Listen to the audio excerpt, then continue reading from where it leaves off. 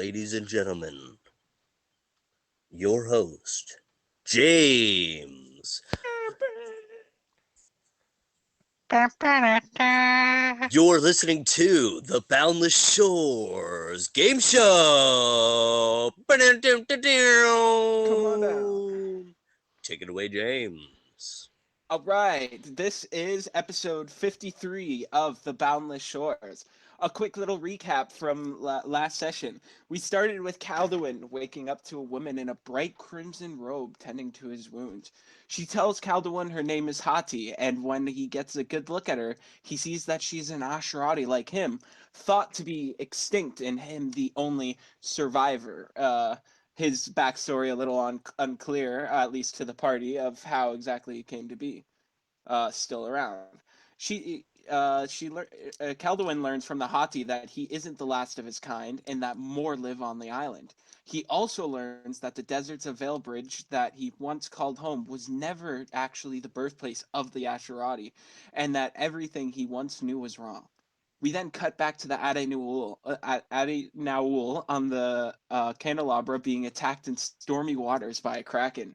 During the fight, as the kraken continues to damage the ship, Beckett, Yonatan, and Nees all remember what Orgolan said to them in the past, the embrace of many arms, which may or may not apply to this situation.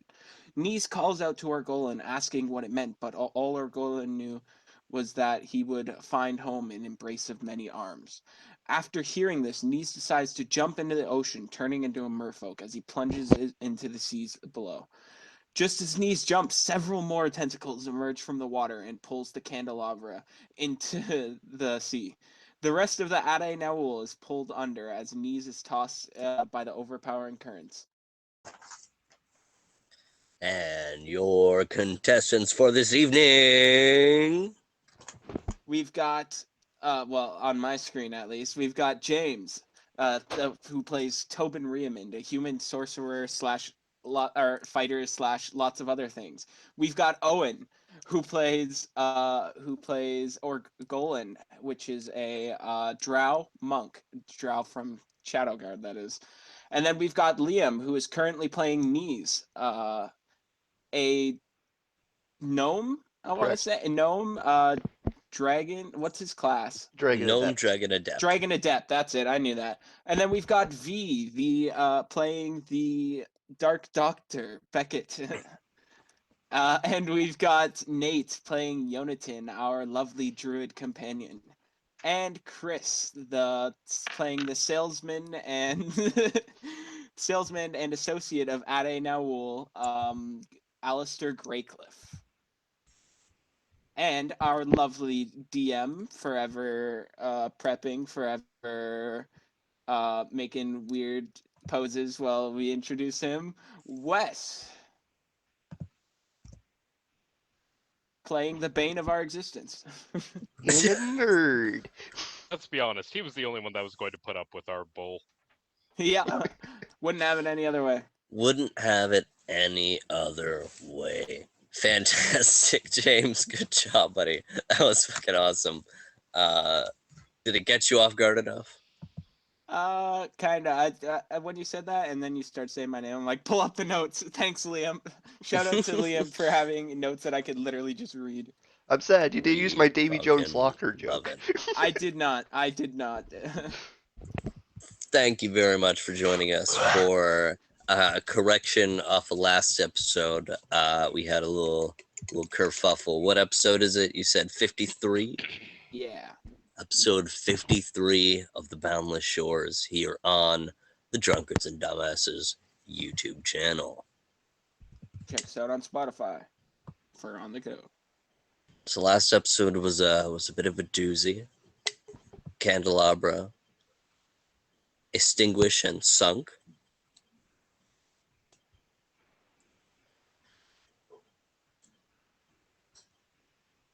Tobin, the intense cold wraps you in a blanket of pressure, the weight compressing on your chest, your armor, your protection, now your anchor dragging you down to the depths, the only thing you can do is stare. As your eyes darken, your consciousness fades. Your body collides with the ocean floor, but what you feel instead is your back landing on a cobblestone floor. Pressure lifting off of your chest as your nose is hit with the familiar humid sun of Valebridge. You opening your eyes, taking in the sights and sounds around you. You realize you're back home at the Riemann family forge. You hear the crackle of the forge and the quiet trill of sand scrat hunting for crickets. So you take in these sights around you. A familiar calloused hand reaches down towards you. As you look up, you meet eyes with the softly smiling image, your grandfather, George Sr. So he reaches down and smiles. He chuckles softly. Says, I told you I'd see you again.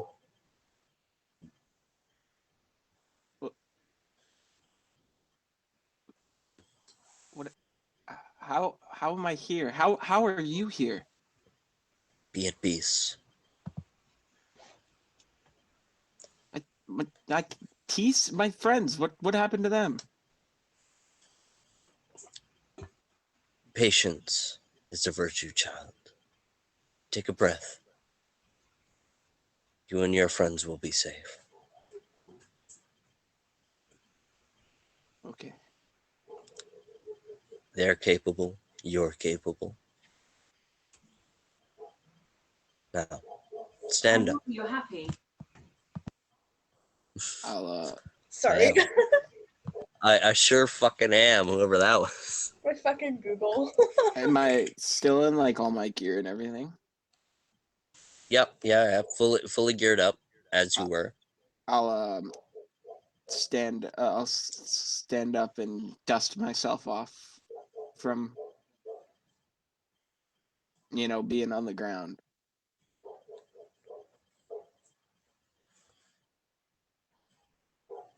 It's time, excuse the background noise, by the way. It's time that you learn the truth.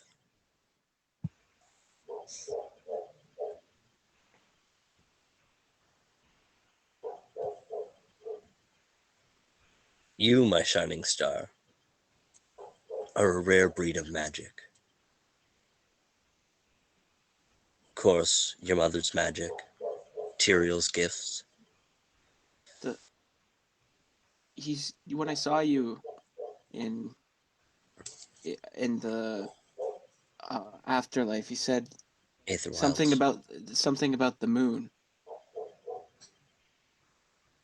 I don't know exactly what you meant by it at the time, but you said to look up to the moon and see you, or remember. I wrote it down somewhere. He said something along those lines. I shall explain. There's more to the story. Long ago, when I was a lad, a little younger than you, my father was Grand Archmage of Valebridge. Before the Motherland's relations with magic were less complicated. His specialty was channeling his magic through his blade, a skill that was passed down generationally. King Victor, Ravana's grandfather and reigning monarch at the time, asked my father to teach the Valebridgeite troops his gift. My father, knowing of Victor's malice, refused. At the time, I was making my way through the ranks. I think I had just made captain. I was given an ultimatum: our family's extinction, or execute my father for treason. He kind of shudders for a moment as his mind drifts back to another time. I chose survival.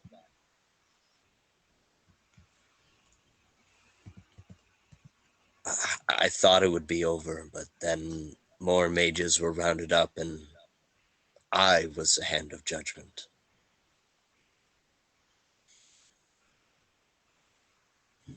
He takes a long pause and studies your eyes deeply. It's time to shed my shame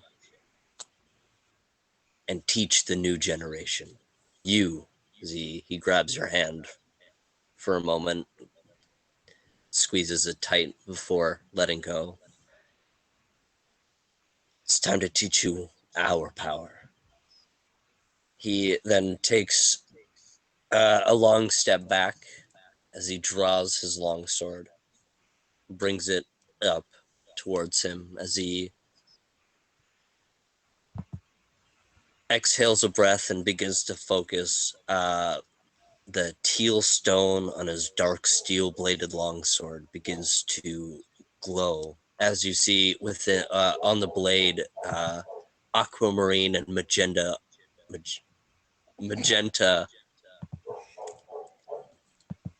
the gay magenta. Aquamarine and magenta and arcane energy begins to crack through the blade, like shattered glass. Then readies into a fighting stance. It says, "Time to train, Knight of the Hand of Judgment."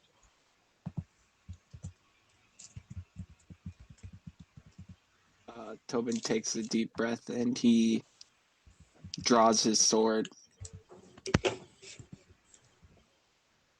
He strikes. Caught off guard, he warily, just barely in time, is able to tries to block his blade.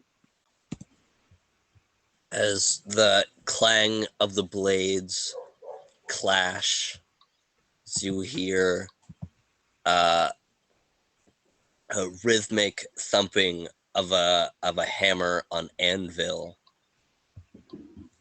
as you and your grandfather train, that clanging clash of the sword and the bang of the anvil,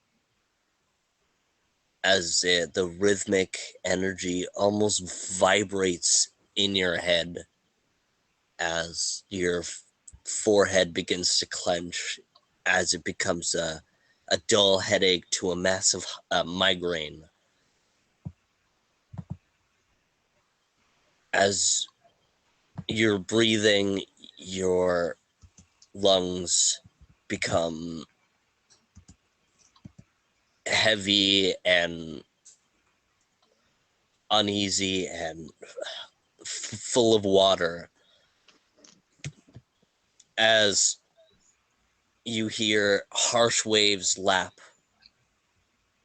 onto the shores, your head pulsing with the migraine, your entire body filled with seawater. You're drenched, your armor and clothes torn as the Ade Naul wash upon the shores of an island. Knees a few yards out, washes up in his merfolk form. As you all slowly regain consciousness. Anyone can go first. I revert back to my normal gnome self. That didn't go exactly as planned. Yeah, I'd That was say about that. the quality I'd expect out of divine tools. Yeah, I'd say none of this mission exactly went as planned. Um, is everybody okay? For the most part. Oh, I'm good. maybe. Jonathan, Oh, it's gonna leave a mark. Jonathan, having assumedly washed up on shore, just getting up off the ground, dusting himself off of the sand and dirt, and he is looking for Peter as he is doing this. Just looking around hurriedly, just trying to find him as fast as possible. Give me a general perception check. Ivy. Just very general. You know, promoted. The second lieutenant perception check. Lieutenant, because we're Canadian. Damn it. Huh. Is that I why? And proud. 29. You have perceived all. He is So, gone Jonathan, you taking in the surroundings around you, you look out to the ocean and you see the enormous hurricane you were caught in is a few miles out as you look around and find yourself in the eye of the hurricane.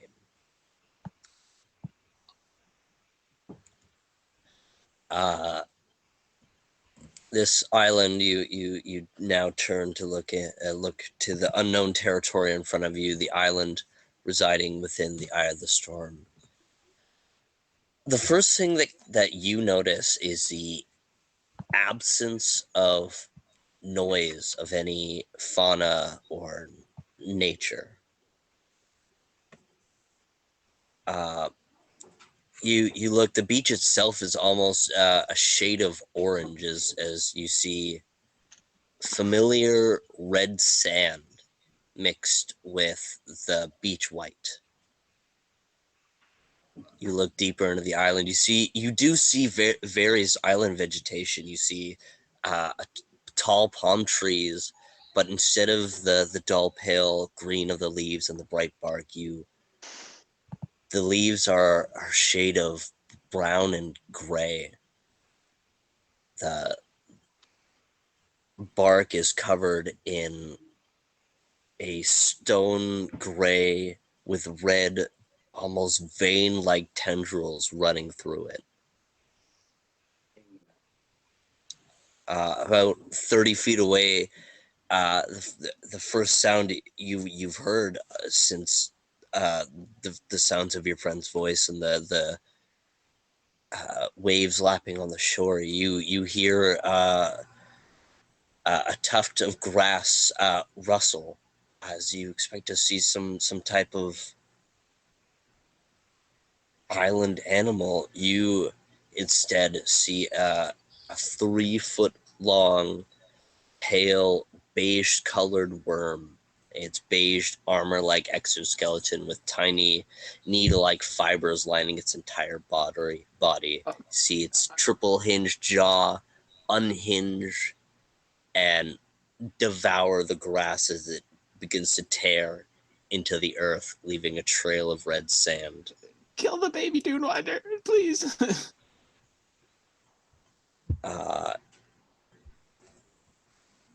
Some members of the Atainaul have met and fought an adult version of this worm, remembering it was called a Dunewinder, once thought to be extinct or even just a fable. As Jonathan takes in his surroundings and then wildly looks for Peter, he sees just drifting out about 10 feet in the water, an unconscious floating mass of fur and feathers.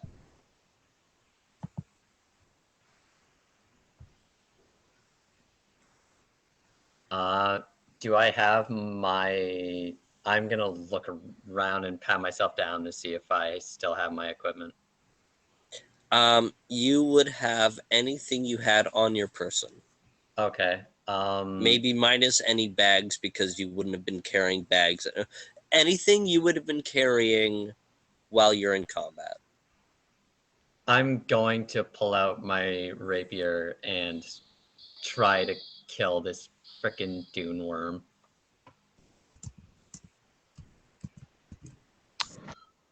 Oh no, my shop is flooded. Zinnia is going to be pissed. Can I just like take a look out to see if there's any signs of the candelabra, like debris or anything like that? Tobin, you pounding a headache, look up and look around, and just a few feet away from you, you see a familiar bottle covered in sand. I'm gonna rush over to it, kind of groggily due to my massive headache, and just dust it off and see if it's what I think it is. You dust it off as you see a destroyed ship in a bottle. And as you study it and look into it, you see a mark you hadn't seen before on the hull of the candelabra. You see a 3 written on the hull as the 3 fades and becomes a 2. You see slowly candelabra begins to fix itself. Just slowly. It's taking time. But you see as the 3 fades to a 2 on the hull of candelabra, you see the mast beginning to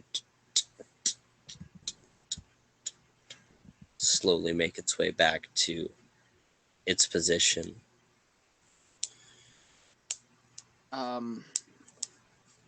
I'm gonna sigh in relief. I just gotta thank God this is our way out of here.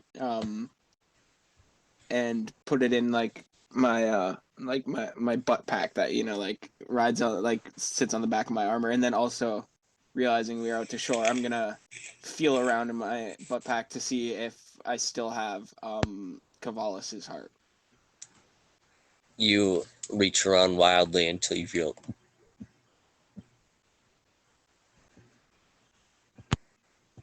Thank God. Thank Palo. All right. Well,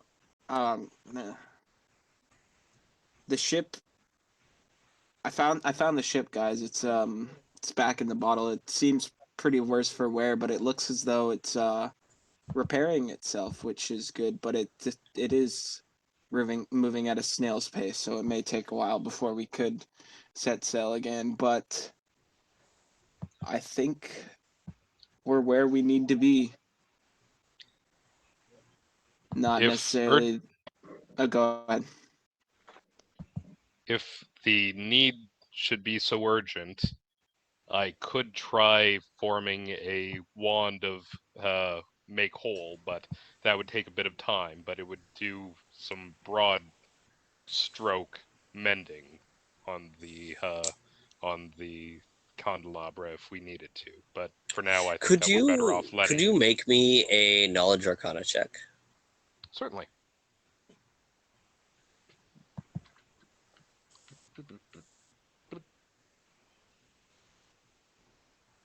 Knowledge arcana. I rolled a 2, so that's a 23. Fan fucking million.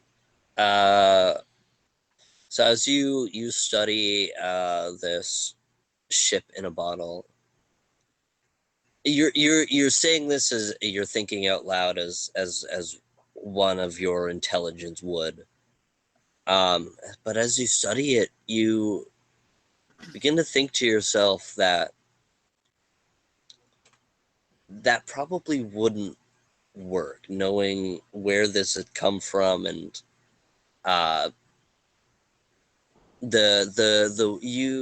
your specialty is more arcane engineering, but this you do have an apt for arcane imbued items. And as you study this, you get the feeling that probably wouldn't work, as it probably has its own self-mending applications already applied to it. All right. You can take that information as you will. Strike that.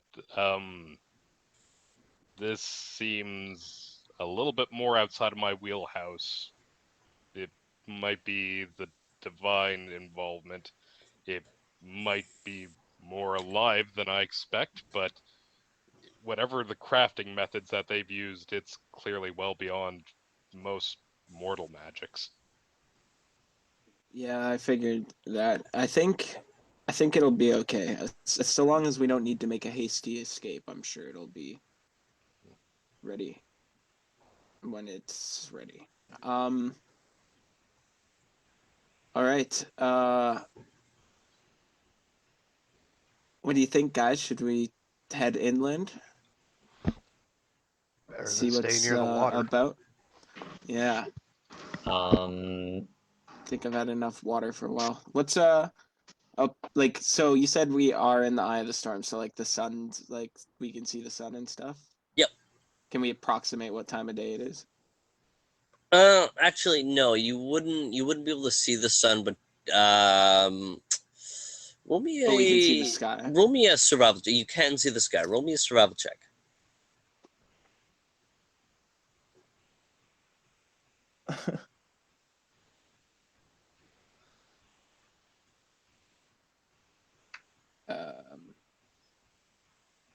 Survival. That's gonna be a big fat 3. I'm a little disoriented. It's daytime. Cool. I passed Tobin back the rod of guidance of the avatar that I was using while I was trying to navigate the candelabra. Yeah, thanks.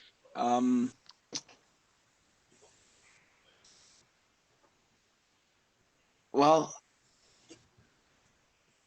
what's the weather like? Is it cold? Is it warm? Like, It is. It should, all things considered, it should feel like a tropical island. Beautiful, humid, but a cool breeze and a slight mist from the hurricane surrounding you. This island feels off. The first thing, obviously, the first thing you notice about this island is the decaying vegetation.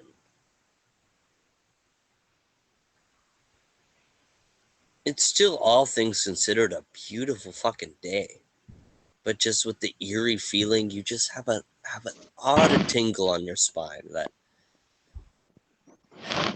something is wrong. so is it like warm enough that we're okay to like dry in the sun, or are we gonna be Oh like yeah, freezing absolutely. outside? Okay. You can take it's warm enough in the day. You guys can take even though you guys can take a rest and gain some hit points back, and Yeah, maybe just like a short rest to help like take a let us short dry our rest, clothes and dry off stuff. your clothes, recuperate, get some fantasy Advil for Tobin. Absolutely. Is there anything anyone wants to accomplish during the short rest? Oh, sorry. Absolutely, I apologize, Nate. I did forget to cover to cover what you were doing. Got caught up with everyone else. I apologize. Sorry, I'm just very excited about this session. Super scatterbrained today. Yonatan, taking in your surroundings, you seeing the Dune Winder. Could you roll me a knowledge nature? Absolutely. Knowledge. This is the Adenaul beach episode. Mandatory. That is an 18. That is an 18. So I want to remind you of two things. So you see 10 feet out within the water an unconscious mass of fern feathers, which was your priority as you were making your perception check. As well as you remember back to that dreaded Dunewinder fight. And remember, upon its death, it did explode in fibers, causing a lot of damage.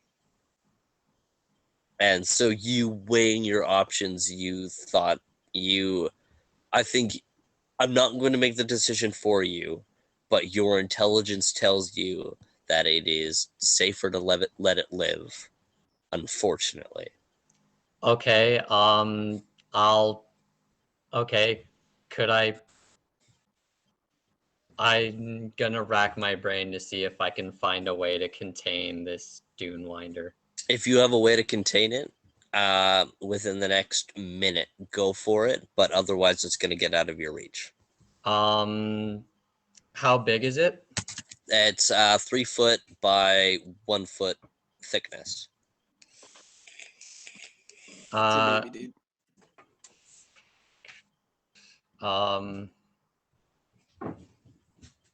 Could I build a wooden box to contain it? In Not in a 1 minute. minute? Yes. Sorry, we don't have the Lego speed build power brick.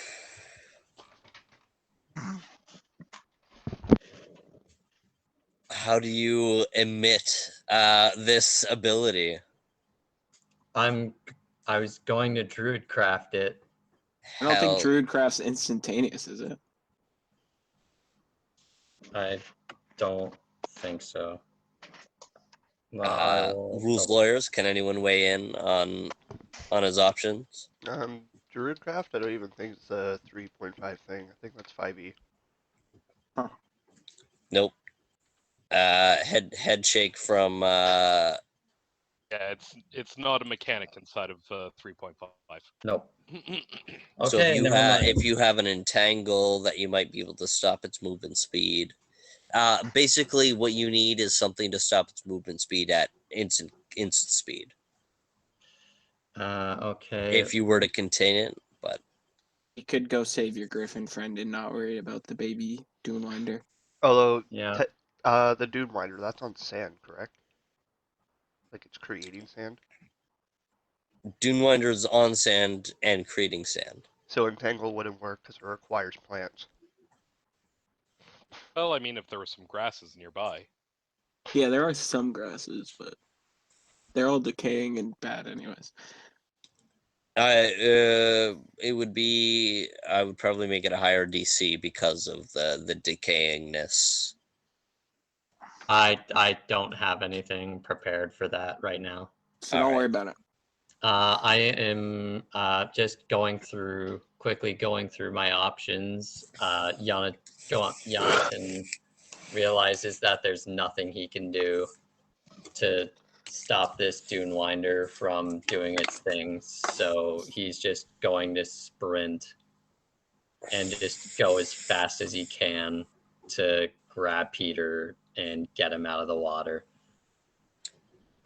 You for a moment stopping and thinking, you whip down your rapier and begin to tear through the tides of the lapping waves as you embrace into the large unmoving mass of Peter. As I need a strength check from you and a swims check. Oh boy. Not the best. Not the best skills in the world for me. Okay. That is 15 on the strength, and that is a 13 on swim. You embracing the mass of Tobin begin to wildly kick your legs. And I need another will. I need a will save from you Okay, at disadvantage.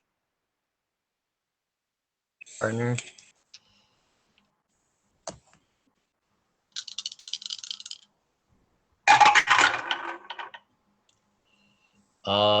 That is a 16. 16. So as you embrace Tobin and wildly kick your legs to get the both of you back to shores, is You mean Peter? what did I say? Tobin? Tobin. Twice. Shit. As the massive Peter, you beginning to make some distance. The water, the salt water, beginning to enter into your lungs as you begin to sputter and cough. You're for a moment brought back to that day. After everything now you've learned, after fleeing from Arseal and running wildly through the woods, making your way to the shores and diving into the water as the water filled your lungs. As the water fills, you begin to cough and sputter as the both of you begin to sink. Jesus. The rest of you noticing Yonatan was lost in thought, seeing that Dunewinder for a moment, then diving into the water, kicking as the splashing begins to cease. The masses kind of sink. Tobin's gonna begin to take off his armor while he yells, "Orgolan, can you swim? Yeah. Go get him!" And Tobin's All gonna right. rush to doff his armor to help if needed. All right. So I need a strength I and a need a swim. strength and a swim.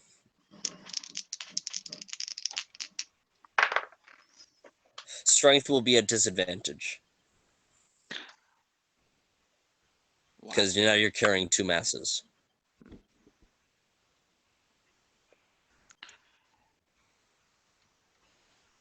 Um. All right. So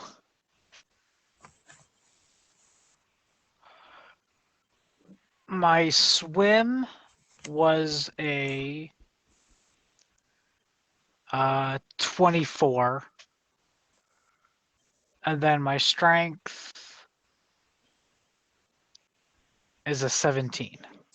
Yeah, you diving into the water once more as you instead of grabbing them, you dive behind them a little bit and push with your arms and kick with your legs as you tote them both to shore.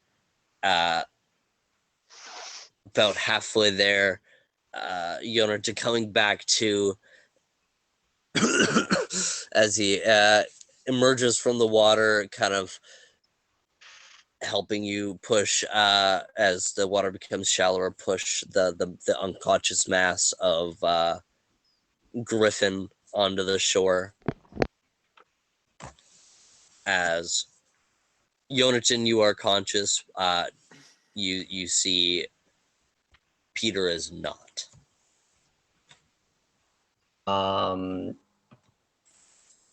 Okay. Yonatan is going to try and resuscitate Peter with CPR. Nature and heal checks, please. I'm going to my page a lot. Well, you should stay on your page. How else would I see your beautiful face then, Wes? I have on my screen, I have my notes on one half and you guys on the other. Okay. So you only half love us? Yeah.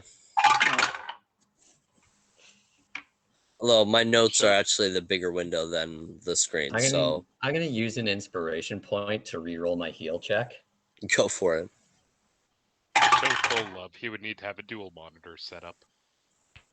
Once I get my desk up and running and not covered in X-wing stuff, I will have a second monitor. Okay, so that is a 15 heal and 18 knowledge nature. Yeah, with both of these skills that you've mastered over your years, you, of course, knowing the Griffin anatomy as well as your your expertise in healing, as that was one of the first fundamental teachings of the Druida craft. You perform CPR on Peter as it sputters a mass of water as you see a half rotten fish also emerge from his mouth.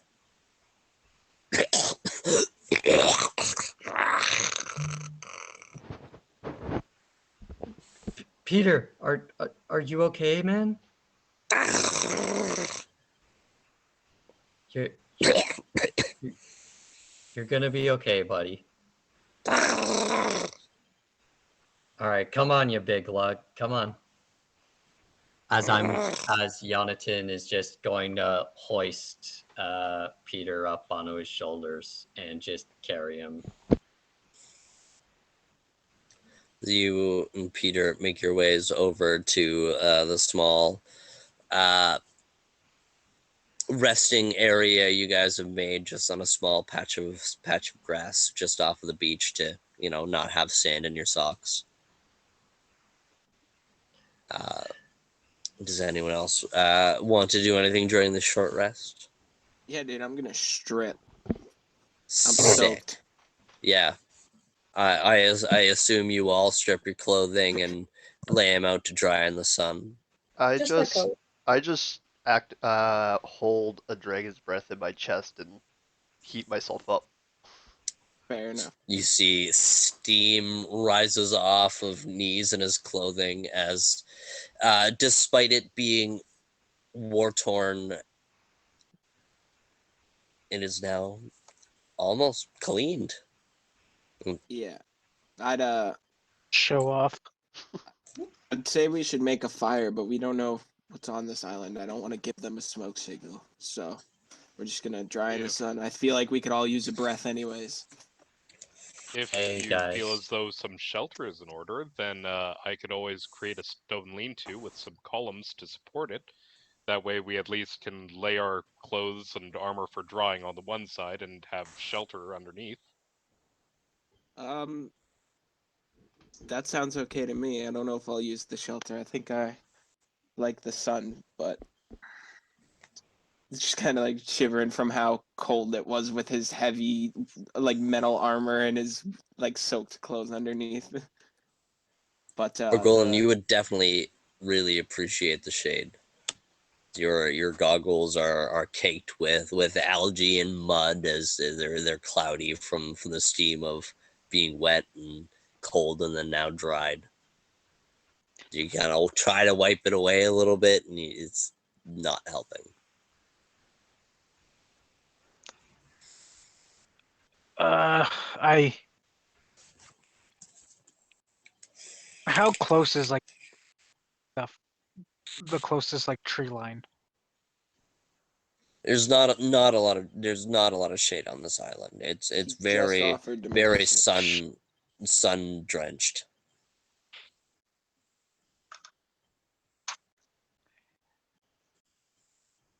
All right. Can I look to see if I could find the biggest spot of shade?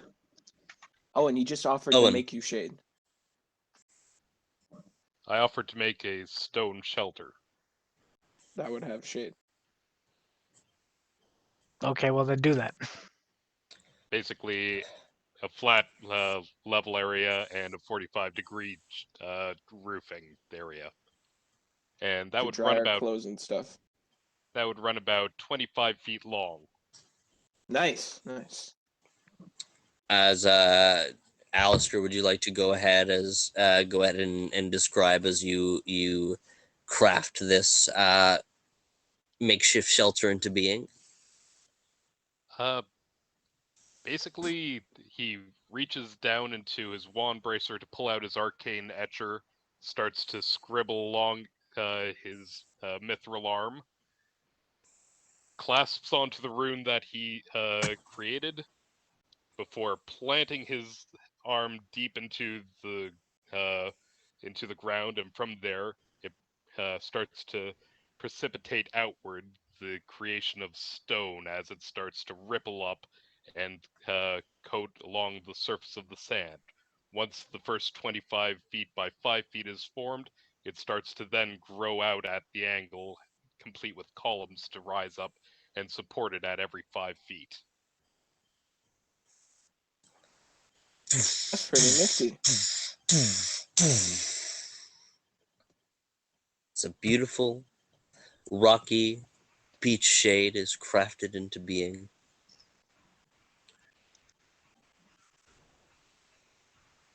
As you I'm all... gonna Oh, sorry, go on. lay my stuff to dry on the slope side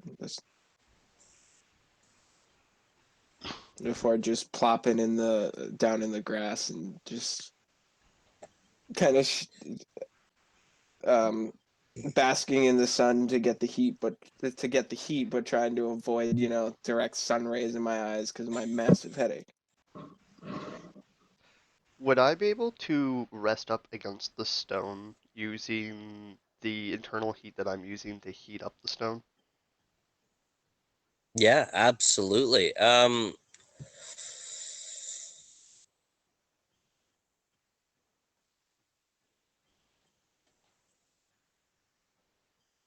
You just used a 0 level spell slot.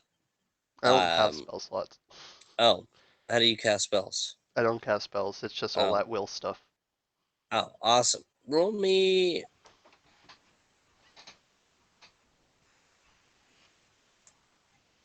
something.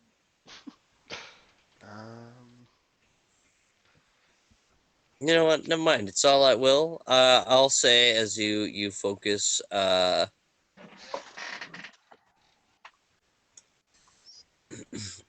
you lean back and focus and dwell on that heat as you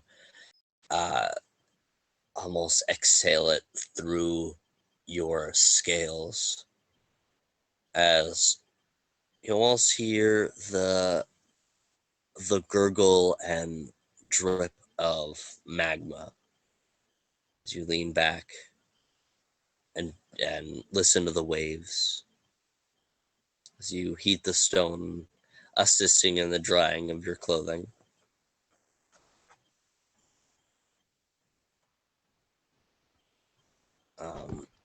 As you all take your effects of your short rest, we're gonna call a quick break.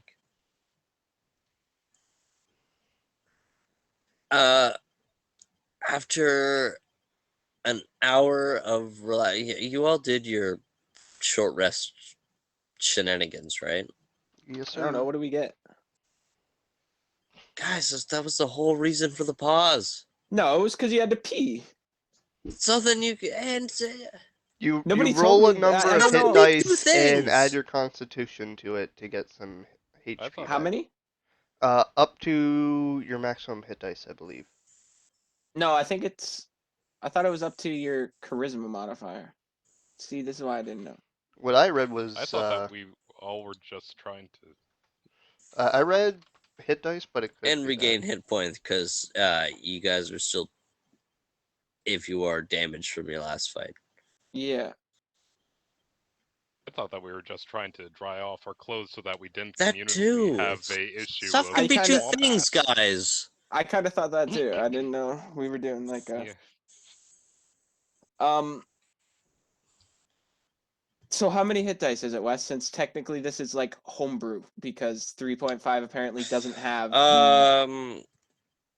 That's why we needed you to do it. Regain hit points up to your Constitution modifier. Like that many hit die? Hit dice to your cut up to that, whatever you need. Okay. So if we're all level 11, that would be 11 hit dice of progress, or 11 hit points rather. No, it's on your hit dice, Uh-huh. and You your can. Constitution modifier. You can roll. However, so if your Constitution is a 16, so +3, you can roll up to 3d8 hit points, up to your maximum hit dice. Oh, okay. I don't So know. then I'll take a look at that okay. homebrew and see if that makes sense. But I don't know. Yeah, I'm pretty sure our homebrew is just what they do in 5e, I think. Whoop. Whatever they do, I like the character sheets better in 3.5. No, yeah, I agree. Yay! I patched up for hit points. Yeah, so one or Okay. more hit die at the end of short rest, up to the character's maximum number of hits dice, which is equal to the character's level. See, that's a whole different thing than what I read. You know, like there's so many different things for each hit I dice. don't know, Like just play do player whatever rolls the the fuck dice I and adds. said, and then do I'll that. look at the 5e rulebook after. See what it's. You all taking an hour or two and resting up on the beach and drying your clothes. You see on the beach the Tobin, do you want your armor now? I don't know if I'm ready for it. Like, because Buddy still has my armor. You know what I mean? Like, Yeah, I do you don't want want it to just. now? I mean, it's hard to say no to that, but if you, I guess, if you have a way for it to work. Yeah, it's coming. Okay. So you see almost like a mirage, just almost like 10 feet away from you. You see the sky along the beach begin to shimmer as it glows in a cyan light as a gateway of arcane magic appears. So you see a scrawny man in a beige and a fine beige silk outfit. He's got a short, scraggly goatee and a frilly, almost a mustache. He's kind of got like Einstein-esque hair, pure white Einstein hair, as he's dragging out a large satchel out of this gateway. As it begins to drag through the sand.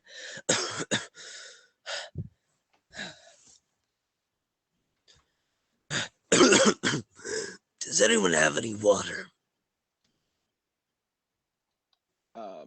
I looked to Alistair. I was like, "Can your thing do not?" I mean, just pop the filter off, and it's can be fresh, regular water. But Beckett has it right now. Oh, Beckett, do you feel enticed to help this man? Yeah, I'll start walking over to him and take the filter, right? The filter Yeah. off. Oh, sorry. I She heard just and forgets then to take it off. I heard Ah. the word filter, and then my brain was like, "Was it filter?" Yeah. I'll walk over to the man and take the filter off and hand him the bottle. The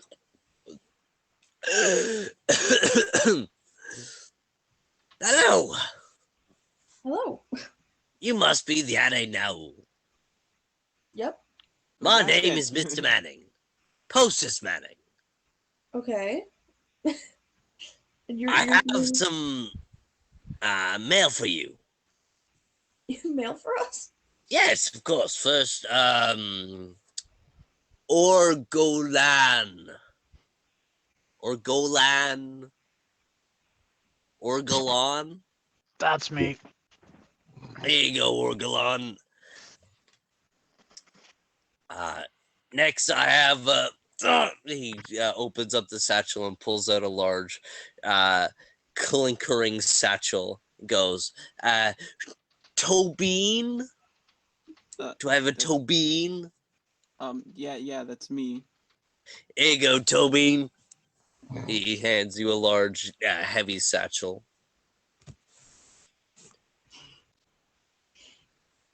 And then, so,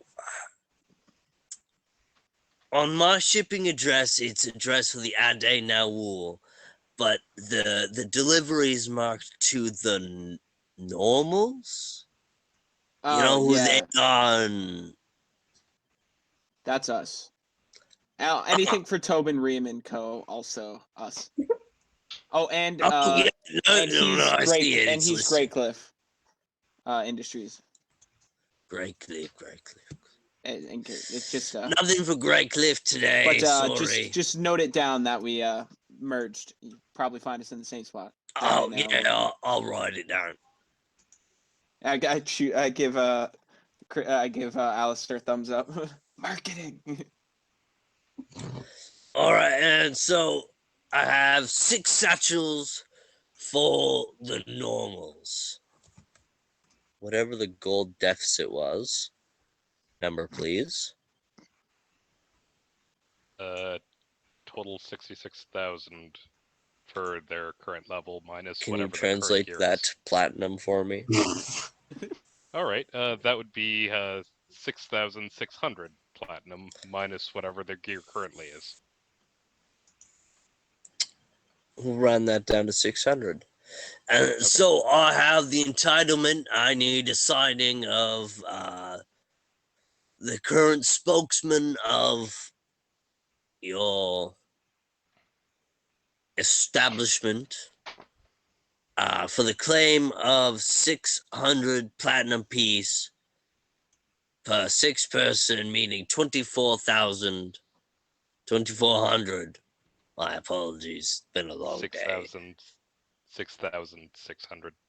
But if we're No, well, 600 platinum pieces times 6 people is 3,600. Right?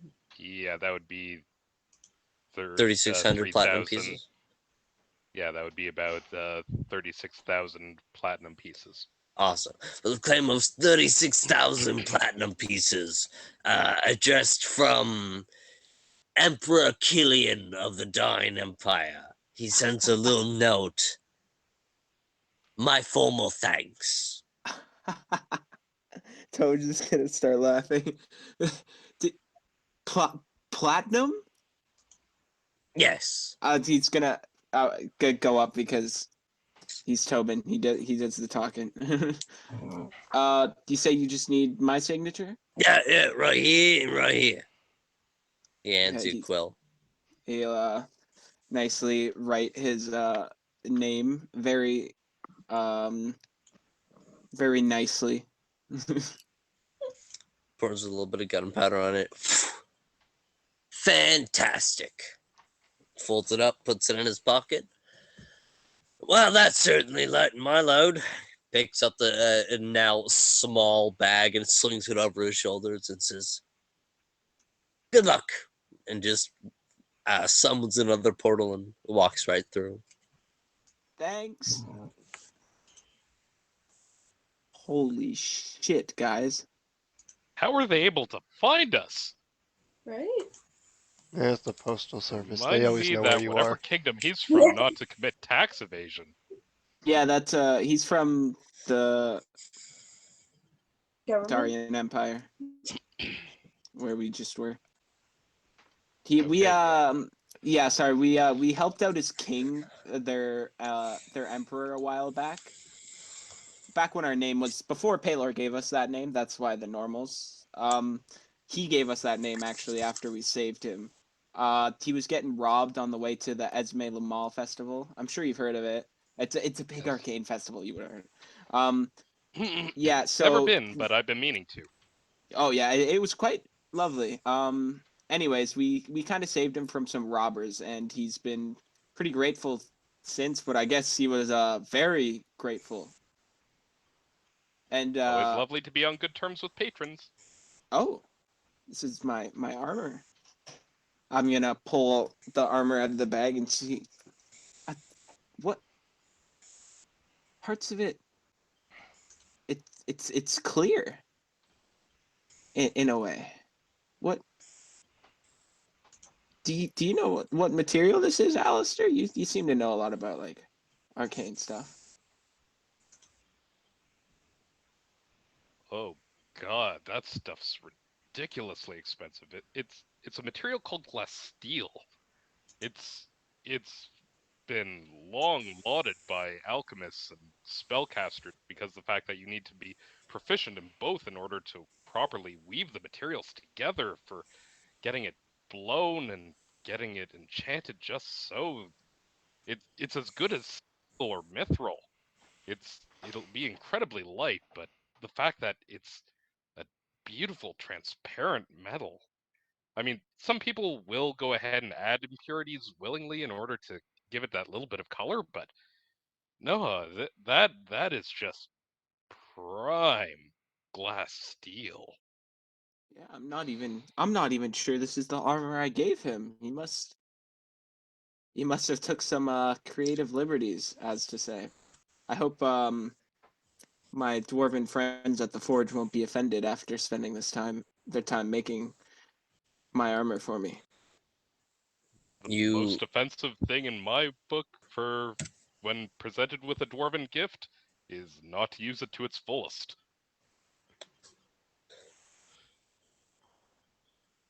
you s- Can I store my old armor in your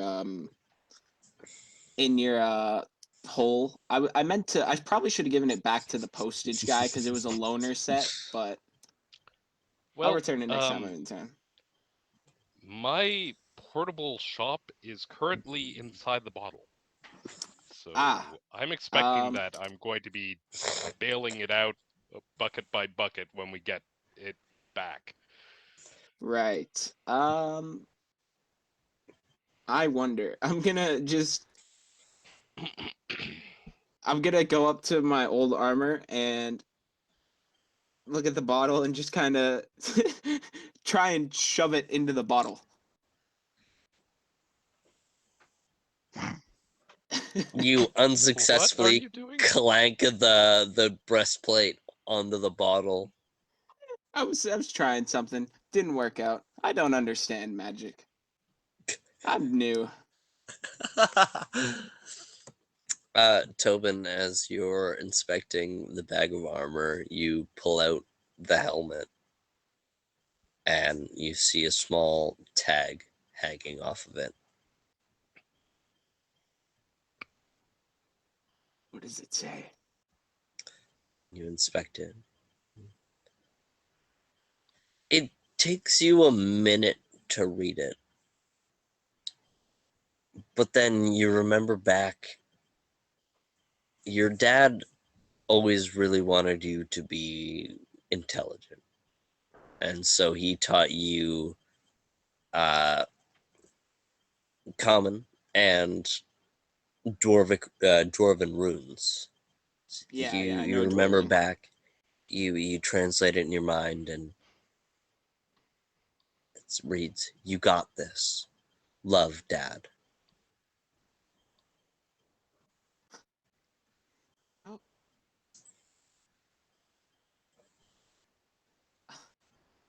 I guess he made. I thought it was a different set. I think he made my own. Made me my own. You know, that's just like him too. As great as the dwarvens are, he doesn't. The dwarves are at doing what they do. He doesn't trust them nearly as much as he trusts his own hands and a hammer. But this, I don't know how he would have done this with that material you mentioned. I've never seen him do anything like that. Maybe he had some help. I don't know. Coordinated crafting is the beautiful work. You said It's you if said you it was never some see sort it. of like old arcane way, like it involved a lot of enchanting and stuff, right? It's a long, long lived art, but most of the practitioners are usually the long-lived races like the elves, because the fact that the final product is so light, they appreciate the extra agility that it offers. Well, It is I beauteous recently to learned behold, though. my family had some big relations in the magic community in Valebridge generations back, so it's hard to say what all my family may know in terms of that. So I'm grateful either way.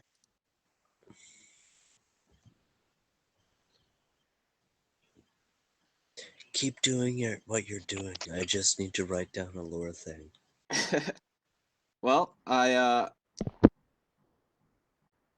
starting to feel a little better. Do you guys feel?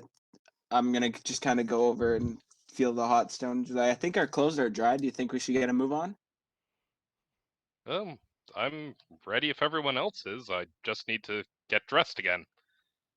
Right. Yeah. I'm gonna begin putting my clothes on, and after I've got my clothes on and everything, I'll going to begin to put on all my armor, starting with this odd suit that came with it underneath. That's thistledown. With a joking grin on my face, I turn to everyone. I expect to be paid for my services. You can I'm you can discuss. Oh wait, he said he gave us 6 people, and he said he doesn't need it anymore. So I think we got a share for Knees and a share for Caldwin. 1, 2, 3, 4. Oh, I miscounted. That's okay. Knees gets a share. I was actually like, if it wasn't for that, Deez was just gonna take the portion and just keep it on him and give it to Caldoran anyways. He was gonna keep it for himself. Knees gets a portion. Why not? There was a weird linguistics error that they sent an extra bag. Also, I just Damn, they realized rich. how they could figure out where we are. We're in a world with scrying. There. You know what? There was a bag addressed to a striker. Oh, Oh god. This is what that he gets cat. for insulting a dragon. This is what he gets for running out on us when to probably go get more money. He misses out on a bunch of money. Else he will get. What? Jonathan is going to go search for. Is gonna just grab all 4 of his empty flasks, grab up a bunch of seawater, set the bottles down. He's gonna craft a wooden spear with the remaining wood that he has, and he's gonna go fishing. Keep doing what you're doing. I'm gonna grab her.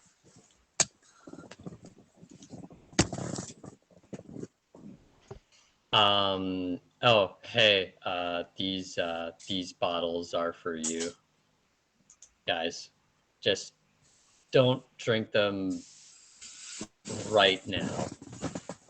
Bottles? Oh, I got bottles of water. Just don't drink out of them quite yet. why?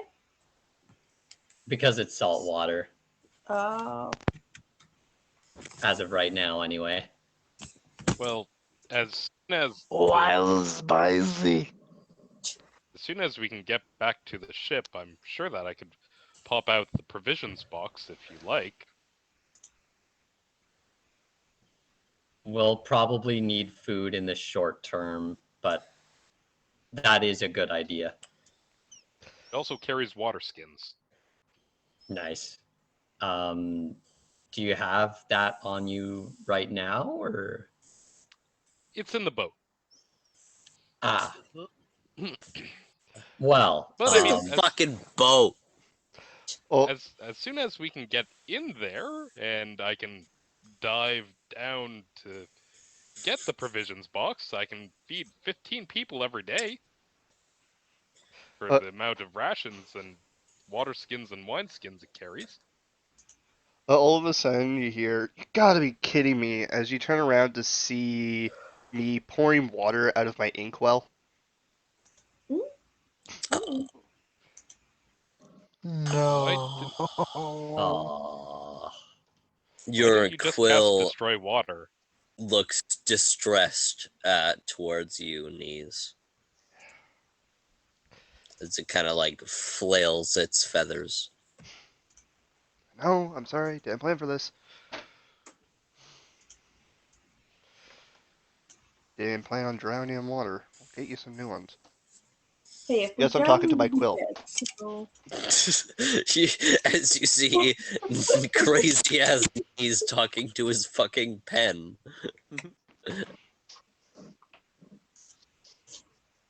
Yeah, I'm just gonna go fishing.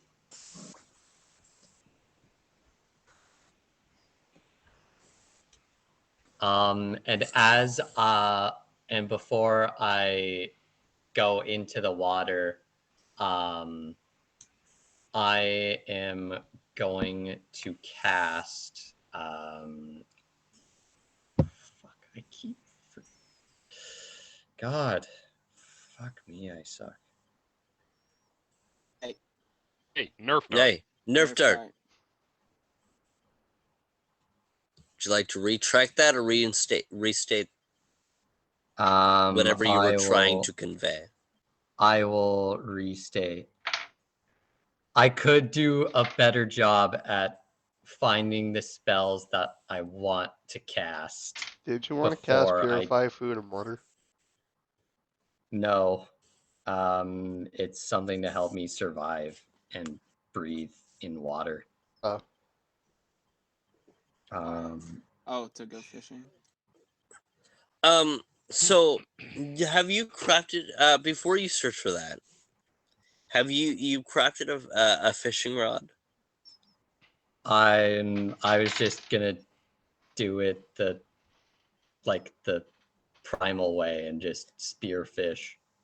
So as you make your way about waist deep into the shores, you kind of stilling your motion and raising your spear and searching for a fish. You see approaching fast two fish that kind of speed right past you as you, in your focused manner, turn to focus and try to strike as these two fish dive from the water. The fish turn into birds and two pure white doves as they flutter in a circle for a moment.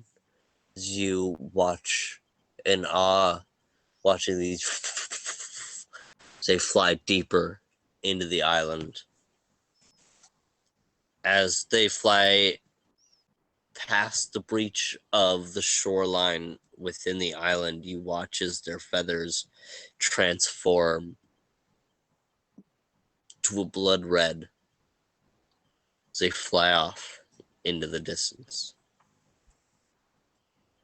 As you feel the calm breath of Varus wash over you.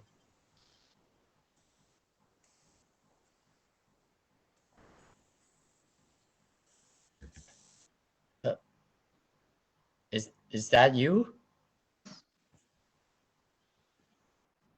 As he's just looking around, trying to find Varus. Alistair realizes he's surrounded by a bunch of crazy people. I've come to accept that A these people have. schizophrenic doctor, Whoa, schizophrenic. That's what it would appear like to him. a weirdo gnome talking to his quill, someone wildly looking around at no one, someone talking about prophetic dreams, and then a chill ass monk. In Which the one was last I? 2 weeks, I have seen Palor, 2 beings that would be gods, a dragon resurrect, and one of the oldest creatures on the face of this world apparently come back to life. And now I'm coming to accept the fact that, okay, the reason why the gods were never there on my side is because they've been busy helping out these assholes. That's right. You're not wrong. You're not wrong. So he's like, Big maybe if I word. team up with them, they'll finally listen to me.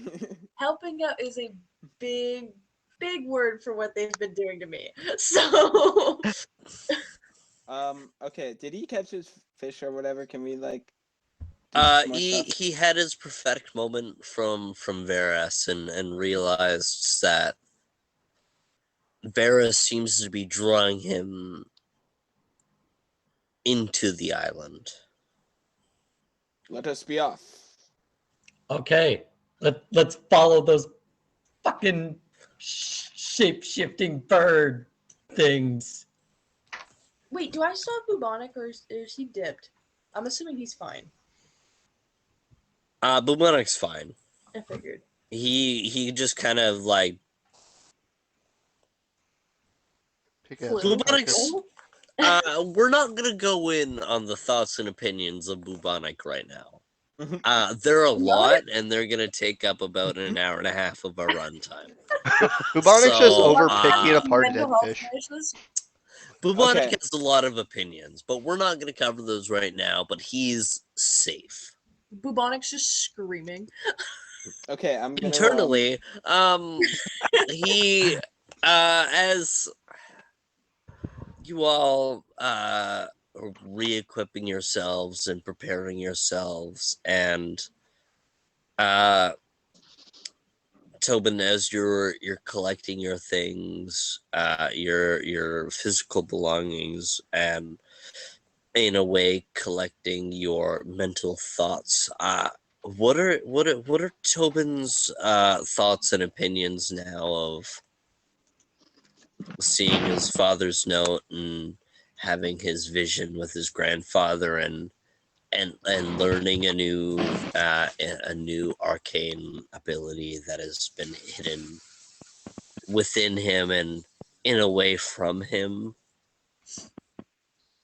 he's incredibly curious as to more so than ever the history of Veilbridge and its rulers and his family and how it was involved in that, knowing only that sure his grandfather was involved in the arcane purge, but now knowing that he was almost forced to facilitate it, angry at the royal family like Beckett and Calduin.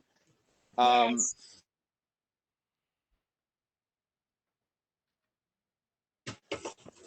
Motivated to dig into his past when he actually has time to do so. Because obviously we're busy saving the world right now, and also just curious what arcane secrets not just Veilbridge but our family in particular holds, knowing that apparently it's a whole big thing of sorcerers that can, use their blades in battle, which isn't very common in from what he's learned about in his arcane books, especially it being Aeolus's book, who's definitely a more standard sorcerer rather than a spell sword. So he's got a lot going on in his wee little head, but he's excited about his new armor and the feeling of it. It feels good.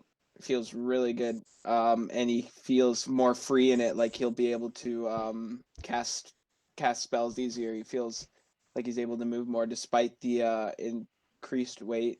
It feels lighter and more agile, and it's pretty sweet. And he's ready to save his friend Calduin, and he wants to get on with it.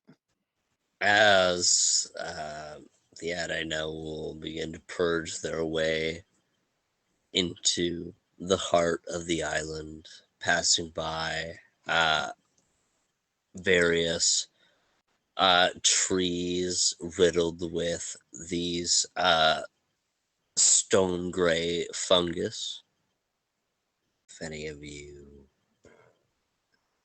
people in that field would like to take a closer inspect, you are free to, but if not, I shall move on. Can I play would like to take Survival or nature? Jonathan's gonna take a closer look at these mushrooms. Yeah, go ahead as you inspect the mushroom caps. Not 20. Oi! Add that to the tally. Add that to the motherfucking tally, Mr. Owen! That is a total of 39.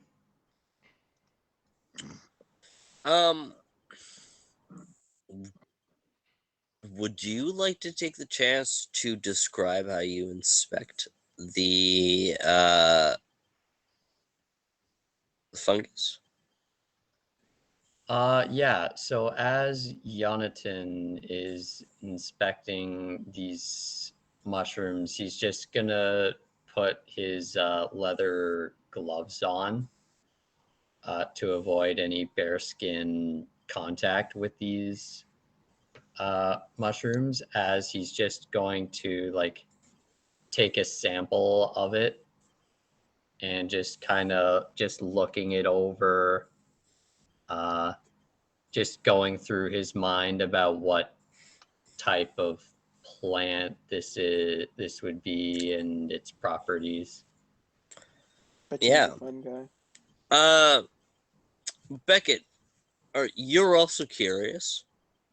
I was just gonna steal some, but I wasn't gonna steal any until Jonathan checked it out because I thought it might be an alchemy thing. Would you like to go and lend your thoughts?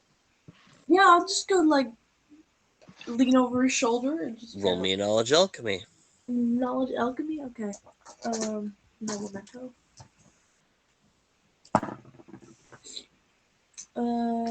That is a 21. 21. As the both of you inspect this mysterious fungus, taking a closer look, it has a pale stone gray cap and a bit more of a darker gray stem, and running throughout each of this running throughout the cap and various parts of the stem is a thin line of crimson red, and as you inspect it closer, it seems to pulsate and slowly grow as you, with both of your knowledges, recognize that as these veins pulsate and grow, and it sucks more life from which that it's clenched to. You both recognize this to be witherwort mushrooms, a dangerous fauna that is only really talked about in books and only sometimes traded on the black market. It's very difficult to grow, and it's very dangerous in anything that's it's crafted with.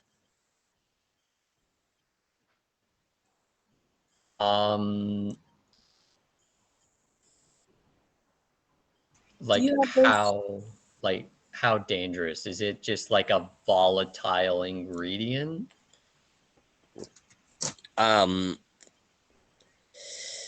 As far as poisons go, this could be listed among the most potent. Are you? Okay.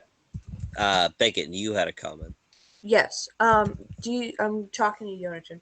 Do you still have those gloves on by chance? I do. I'm gonna pull out a vial out of my med kit / alchemy bag and open it up and ask him to grab a tiny piece for me, if you're Yeah. comfortable. Yeah. No, I don't mind at all.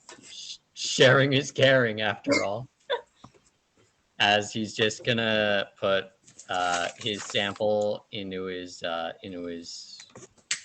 pocket and just take another sample of the mushroom, and then just like, where would you want this?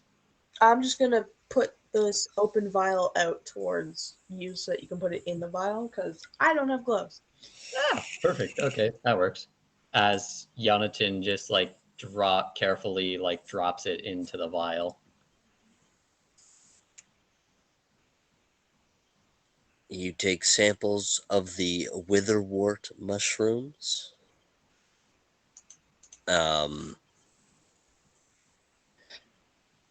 And begin to make your way through the decaying environment of this once tropic island.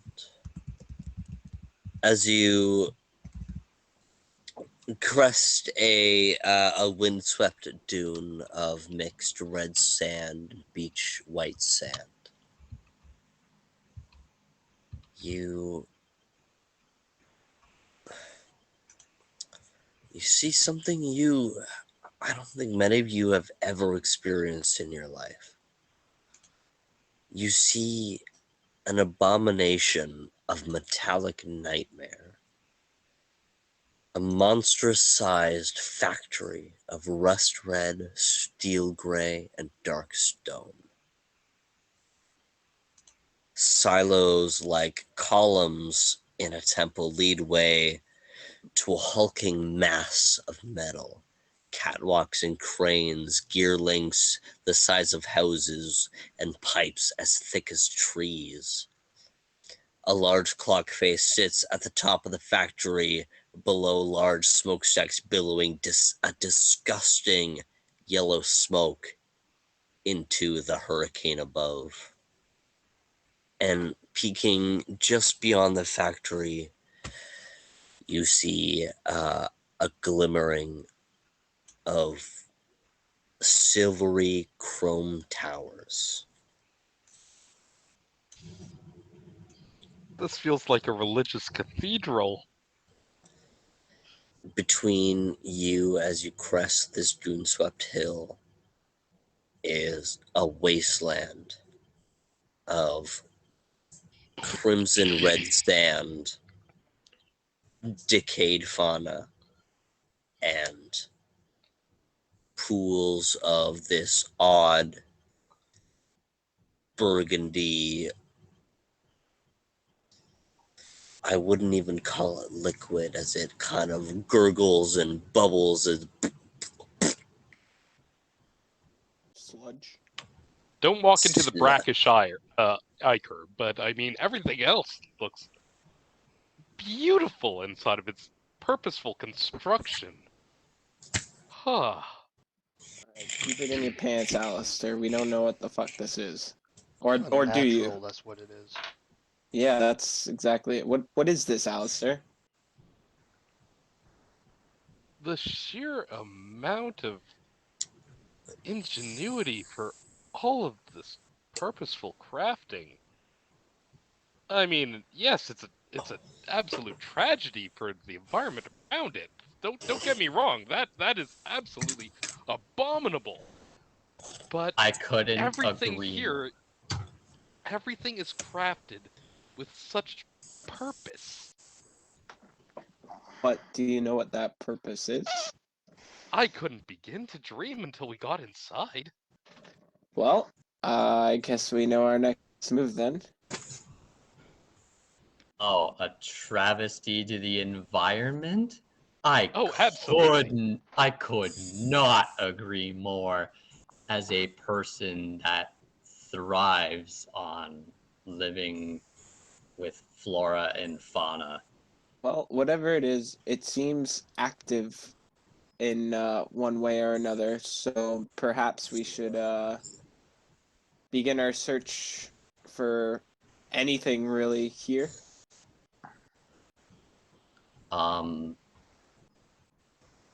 Just to be safe, I'd like to. I could only do this on 3 people. But if you would like me to cast a spell on 3 of you, I am more than happy to do so. What's the spell? Neutralize poison, baby. We have. I don't think we have any evidence that this is actually poison, so I would wait until we actually need that, especially if you only have 3 uses of it. Yes. Because as of now, there's, as far as we know, no poison to neutralize, so it seems like it would be a waste. Yes. Let's wait until we're symptomatic. Yeah.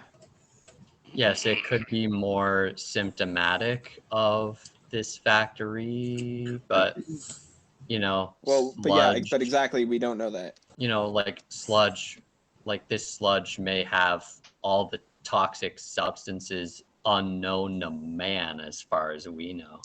Right, but So don't drink but it and don't we walk also don't know, so let's not waste your spells, especially if you only have 3 uses. All right. Shall we? I'll get a group survival check. The DC is 16. Group as in one of us roll it, or everybody? Everybody. Roll it? Oh, okay. Just let me know pass or just let me know fail DC 16. Fail by 2. Check. Does that mean we have to beat 16 or? That means you have to beat 16. Okay. I failed by Oh, 2. God. I failed with a 2. I got I'm Let's see going to what- cast so Alter fail. Fortune twice All right, on alter- Alduin and Tobin. All right, alter that fortune. Let me know Alter pass that or fail. fortune, baby. Okay, hold Can on. you do it one more time, Nate? Oh wait, is this a one of those things I can use the rod on? Pass. Yes, it is a skill Okay. check. I am going to use my rod this time with the Alter Fortune. All right, So Um, I Tobin have- rods Sweat. that shit, and then he casts it on Orgolan. Sorry, Oh, you It go opens ahead. on Nate. just out of character. Just you, like, were you gonna use the rod on the first roll? Because I'd really like Yeah. to save my spell Sure. slots here. Yeah, sure. We'll say can we say I used it on the first roll?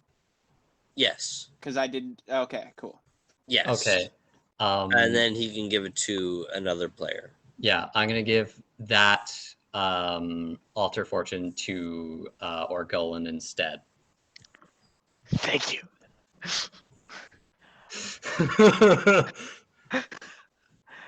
My first roll was a. Oh no.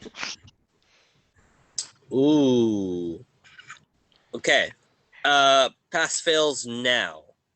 Pass. Pass. Sorry, wait. fails. Oh wait, actually I did I met it, so I met it You're too. fine. You're fine. okay. Oh. Oh, did Pass. anybody fail? With the new rules, rolls, it's I think it's all pass. Oh, okay. Awesome. So, Yadai now trekking your way through a red sand sundered wasteland.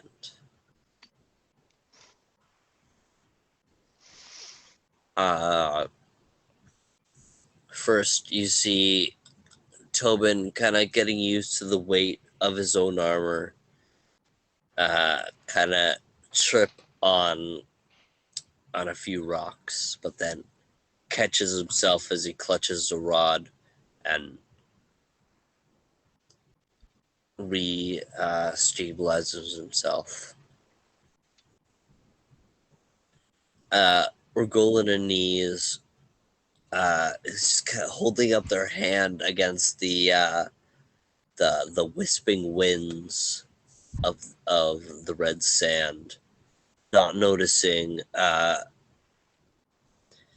unstable ground beneath them as the sand begins to fall out in a cave in, as reacting in a moment, Jonathan muttering druidic words, allowing giving them a few springs in their feet as golden green light kind of boosts them up and out of the wreckage. As the Adai now will safely navigate through the wastelands, approach the factory. Your ears are met with a jarring metal on metal scrape and clang. Jeez, what is going on in there? To your right and left, pillars are like a temple. Large silos lead their way to the back entrance of this rust red industrial plant. What do these silos look like? Just large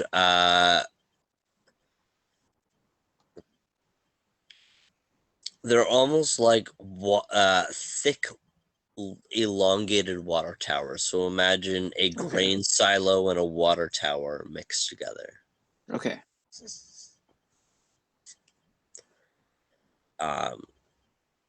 Between you and the doors is a disheveled mess of metal, as heaps of old and new material are laid wildly throughout this staging area. Within the clang and the scrape of the metal on metal, you hear a familiar yet strange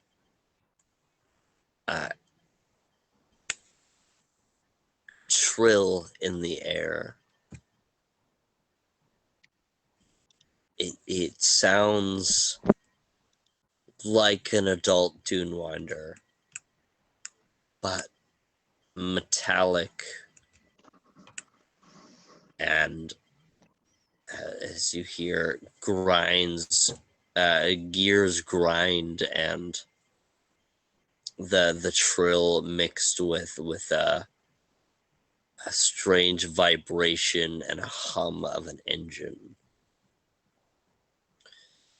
As just in the center of the disheveled mess, you see a head of a Dunewinder, but across the entire Dunewinder's body is metal plates, and the jaws have an extended two almost prong-like arms out of its triple hinged snout, as the worm-like body extends back to four spider-like legs, metallic spider-like legs, carrying it, as you see a tail raise up with as metallic sharp gears grind, as you see a flare of heat behind it. You see the tail is almost like a grinder and smelter, as it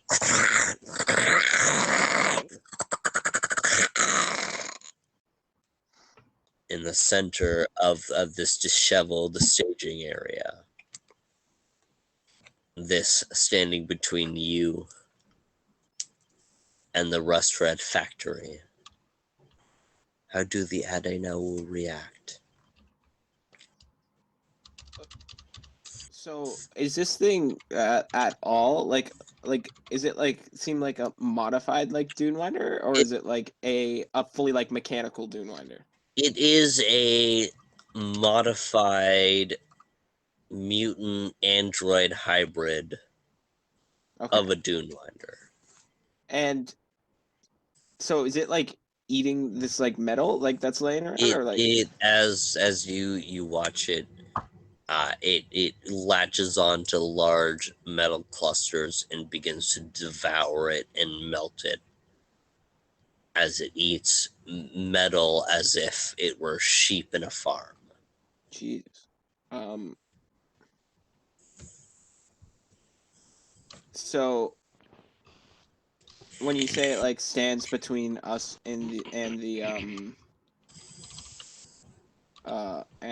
factory, like how close, like is it blocking like a door or something, or like can we go around it, or like what's up there? There are heaps of metal and debris all throughout the staging area.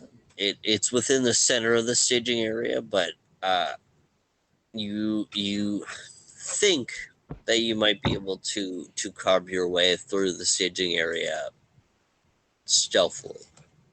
Okay. Uh all right guys, it looks like we might be able to get around that thing, because I don't know about you guys, but after dealing with that not metallic Dunewinder, I don't think I want to make enemies with this thing. So if we want to see what's going on in the factory, we should probably try and sneak through. It seems like we can probably carve out a path. This is horribly inefficient, relying on a biological organism to chew and dispose of your metal? This could have easily been taken care of by maybe 2 or 3 magical traps. Do you think the Dune Winder in here and the Dune Winder back at the beach are related? I don't know how we'd have any way of knowing that. The one at the beach seemed pretty much normal, but it did seem like a baby, so Um, maybe. Alistair, can you roll me a knowledge, whatever it is you do? Spellcraft engineering. Engineering. Go for engineering. That is a 33. If you study this machine, understanding its biologic, you see a marking on it. 4-KL1FT. 4-KLF. 1T.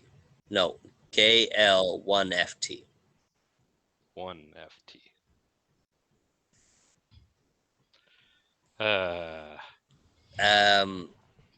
As you notice an odd, it's not oil, it's a weird burgundy liquid almost leaking out of this biologic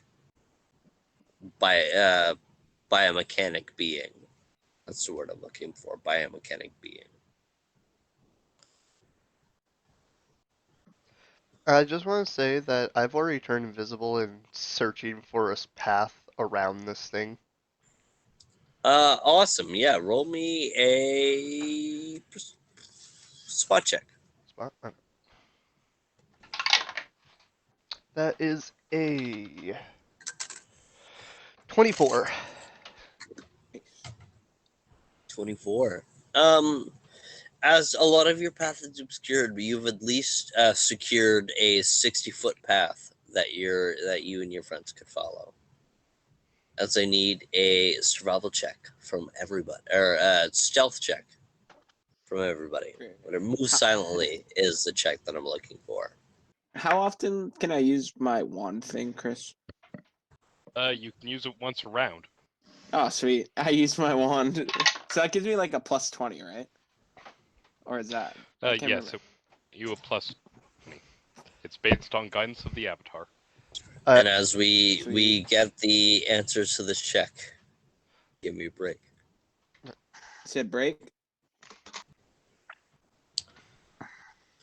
So the 5 initial members of the Adi now will begin to meander stealthily their way through the heaps of metal hearing the grinding and the uh, disgusting trill of this uh, biomechanic. Excuse me, biomechanic dune winder. You guys begin to uh, sneak your way through and hide behind various obstacles. Tobin, as you've donned your new armor, feeling way more agile and stealthily than you have in previous armors. Usually, Alistair does not journey with you into the breach of sheet metal.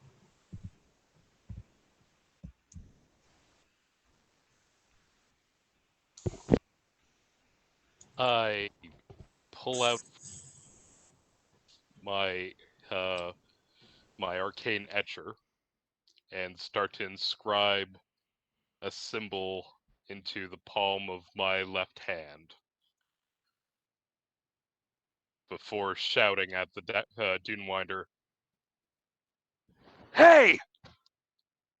Your will is mine!" And I cast Dominate Living Construct at it. Muted. You are correct. What is the save on that? That is a troubles.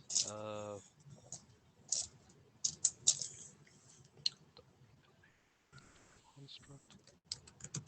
So that would make the save on it DC 22 will save.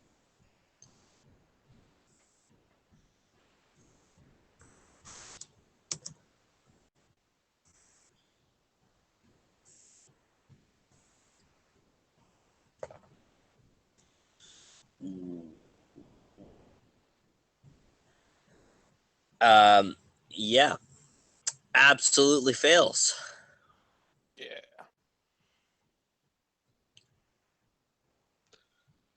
I'm How do going to you approach it. dominate our friend Forklift? Yeah, he does. I'm going to approach it and check it for damage and injury.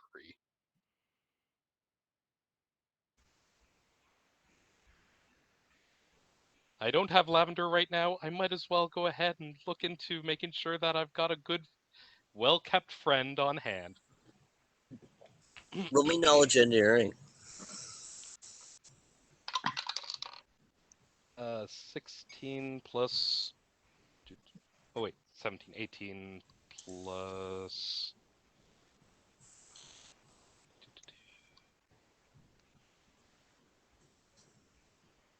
21. So that is a 39? As you inspect Forklift, you see the odd burgundy liquid leaking out of it. As you would think that, as you would expect, this is the type of oil that it runs off of. But it's leaking at such an accelerated rate, and as you see it devouring hunks of metal, you realize that this creature is unfortunately forced to forever feed to keep itself alive as it's dying fast.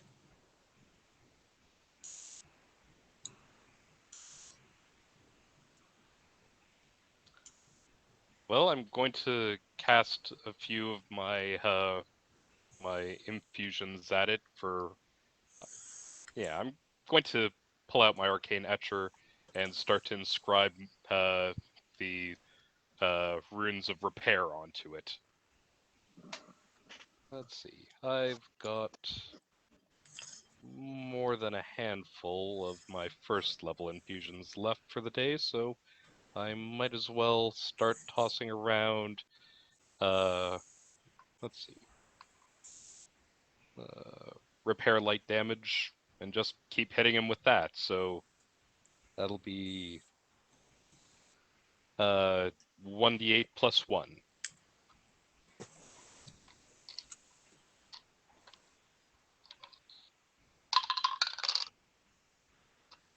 Nice. Okay, so that is.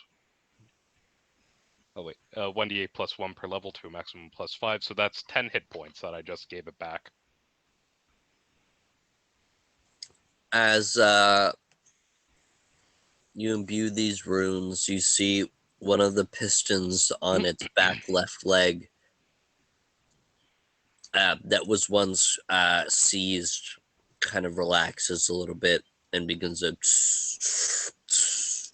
sink in unison with the rest of its leg as it moves, and as it kind of stretches and readjusts that hind leg, it kind of looks down to you. You see as its gaped maw has the triple hinged jaws, as 1, 2, and 3 jaws hang loose, as you see various metal plating and glassware as you feel it inspecting you.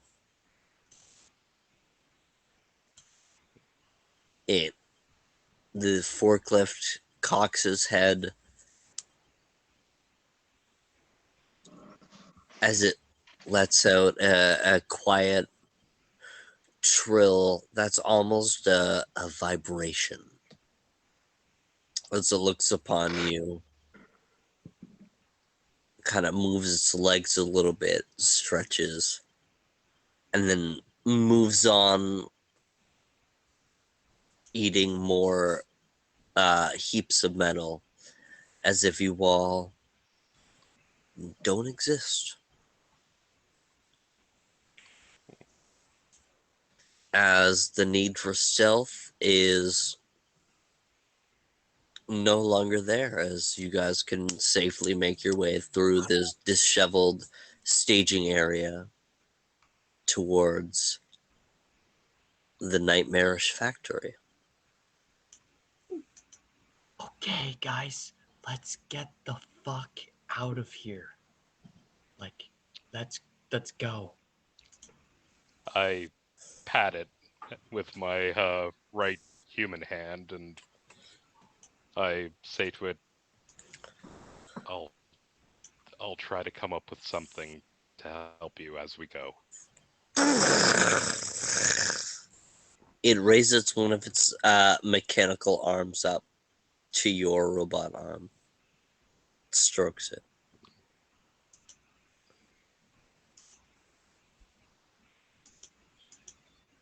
I pat it with my mithril arm and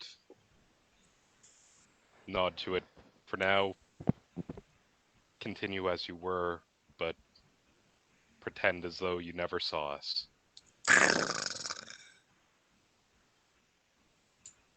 And then I carry on with the rest of the party.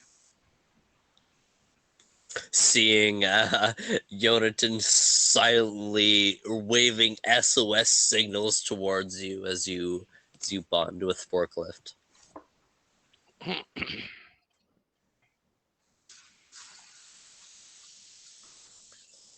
Don't suppose we've got enough quintessence to go ahead and just soak the whole thing, so that way it's frozen in time. Nope. No. 100 of timelessness? Nope. Okay then. Figured it was worth a shot. Yeah, I don't think so. But good job making it not want to eat us. It's always good. Even if it wanted to eat us,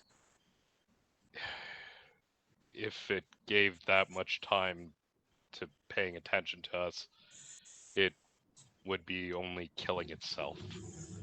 It can't continue like this it just can't subsist without constant consumption. It's dead and it doesn't even know it yet. Or perhaps it does.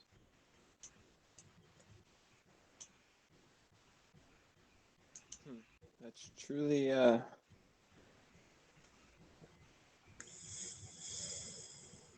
truly sad.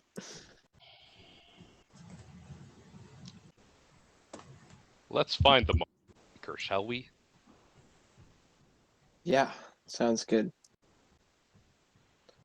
I don't have any other better ideas. We'll proceed to the factory. Liam, could you call the break?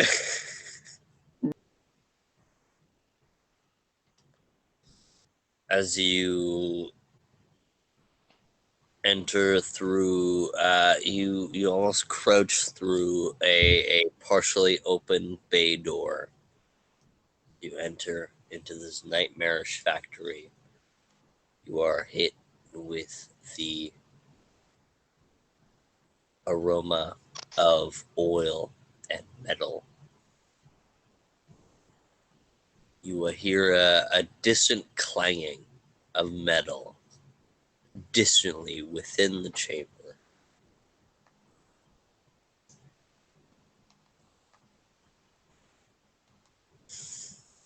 Plastic sheets are hung from above, making this vast room feel claustrophobic.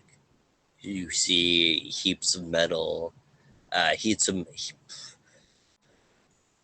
brain. We're good. You see uh, heaps of dark metal sheets and large wooden crates and clusters of metal barrels strewn throughout the chamber between the hung plastic sheets. You see thick chains hung with giant, grotesque hooks hung at the end as you inspect them, and you see a dried burgundy substance on the tips.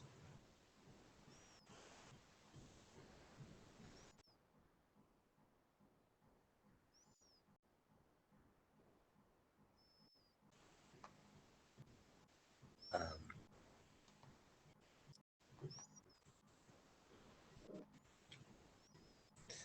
So you all enter into this cluttered staging area inside the factory of horrors.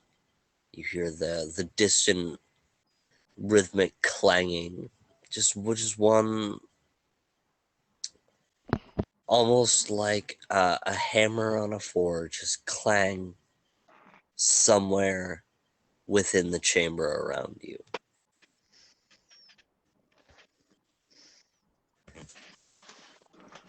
How do you all perceive and proceed?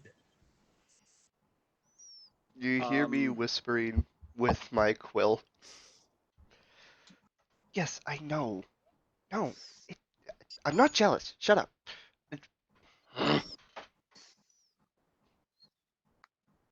Should we head towards the noise and just investigate as we move through this factory? Yeah, let's approach the noise, but like be stealthy about it.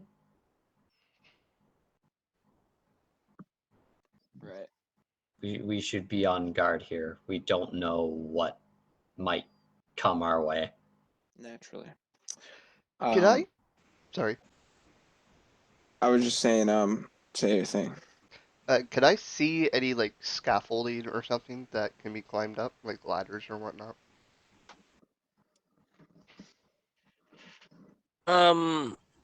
You could try to climb up the various equipment around you. but no particular ladder to gain advantage. No, you could give me a harder climb check to try and climb up one of the large crates or a stack of barrels. I go over to Orgolid. Give me a boost. As I gesture over to the tallest stack I can find. All right. I kind of like cup my hands and lift him up. Just roll me a strength check. Okay. That's a 15. My Easily, you through the small gnome. Do you wanna describe how he vaults you up onto one of the large crates? um sorry, had to clear my throat. Um as I he turns his back towards one of the crates and puts his hand down in the like typical interlocked like palms out. As I go over and take a step up as he just lifts up and I jump off towards one of the crates. As you mantle your way onto one of the large wooden crates, you stand overlooking the hung clear sheets.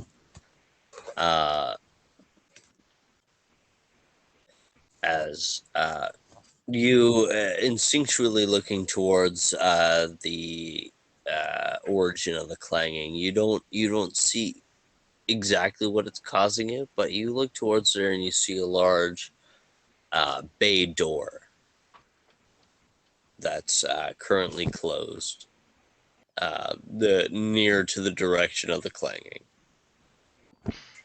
Okay. And there's nothing else of importance or like a way through here that I can see. Um,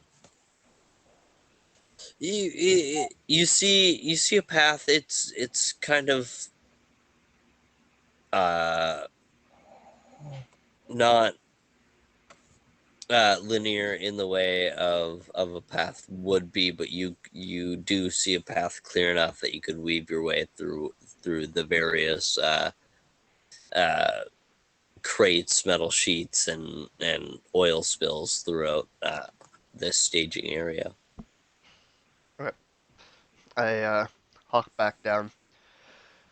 Can't see the source of the noise, but I can guess where it is. There's some large door heading in the direction. I can saw some type of path I can guide us there. All right. Lead the way then. I Do take you from all mind holding for just a moment? I just want to prepare a wand just for when we meet who's responsible for this place. Yeah, we can absolutely do that. I'll Do just need whatever, 1 minute. do whatever you need to do. Yeah. I'm going to try to cast the infusion spell item. And in doing so, I need to make a use magic device check in order to cast up to a 4th level spell to charge a temporary wand. The 4th level spell that I'm choosing is Summon Giants from the Disciple of Thrym prestige class. Oh my.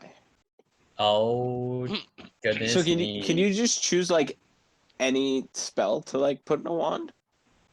Up to 4th level from the spell lists available. Oh, okay. So that means that in order to cast this, I think I'll only need 5 rounds, so caster level 5 should be fine. That means that It's I like need to 48 make seconds.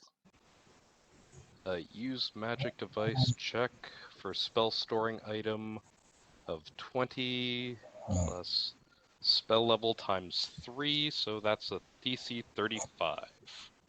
You got it. For- You can do it. Yep. Woohoo! Yep. I beat it by 3, but it does. All right. Do you spend the time to create this wand? As Knees gonna just get a quick survival check out of you as you're gonna lead the Adi now through your path through the warehouse towards the clanging.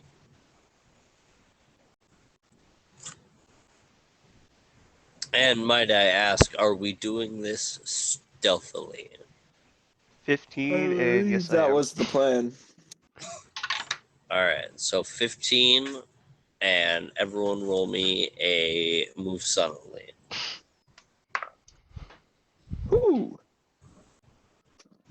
I got 38. Move south. Can we add anything onto this since we're in a loud factory? No, it's Okay. fine. Move That's south. a nat 20. I should explain that the factory is seemingly not loud as in production loud. There seems to be this one isolated clanging in this chamber you're in, Okay. but the factory itself does not seem to be making any noise. 18. 18. Yeah, I got 11. Oh, great. I'll give it a DC 10. Anyone get lower than 10? Nope. My ability modifier is a 10. Owen, you walk on your goddamn tippy toes, I guess. You all stealthily making your way, avoiding large puddles of spilled oils weaving between the semi-transparent sheets and various materials. The clanging becoming louder as it's at least now 30 feet away from you, and clang, clang, clang, clang, clang, clang, clang. As Knees, I guess you're leading the pack. The clanging seeming to just be around the obstacle you're now pressed against. Roll me a spot check. If you would like to peek out. 28. 28. As you, of course, trained in espionage, peek your way out, expecting to see not just a chain that is attached to a ceiling, tied into a ventilation fan, as you see the chain clang, clang, clang up against the metal wall. As you kind of just a sigh in your heart for just a moment, as you're thinking, no, maybe this is nothing. You look towards where you saw that bay door was, as you see two hulking figures, almost statue-like, standing motionless beside the bay door. They're standing about 7.5 feet tall. These steel, hulking, gray masses built like suits of armors with crimson and burgundy accents. Its stout head coming to a sharp point, thin slats for eyes, colored a semi-transparent paint of red. They seem to be inactive. The head inlaid into a jutted breastplate, a large ruby with runes carved upon it, embedded into the steel gray armor. Those who ventured into the depth of Kalamdun, the Dwarvish fortress, would recognize these runes on this ruby as similar to the device that they saw in Kalamdun.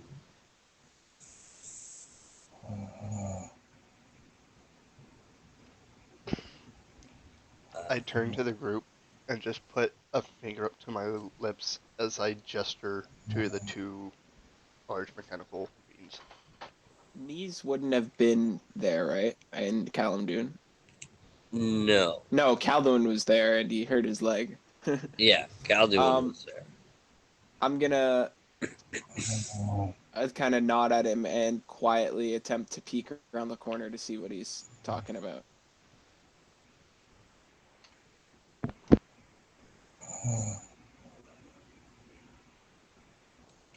Is someone snoring?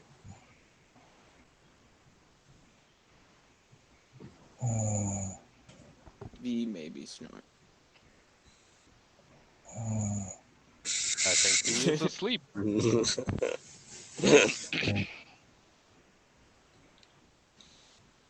Long So day.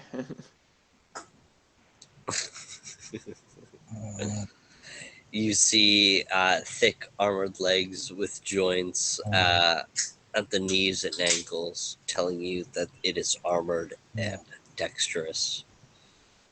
Large armor plates are bolted to the shoulders. You see chunky armor plating on the shoulders and arms, with closed compartments on both the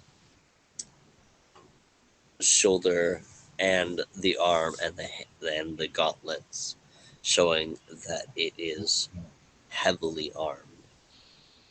You see the letters SGSC printed on the left side of the breastplate. And as you all around the corners and take in the sights, we're gonna call it a night, as I think so. V said it quite well.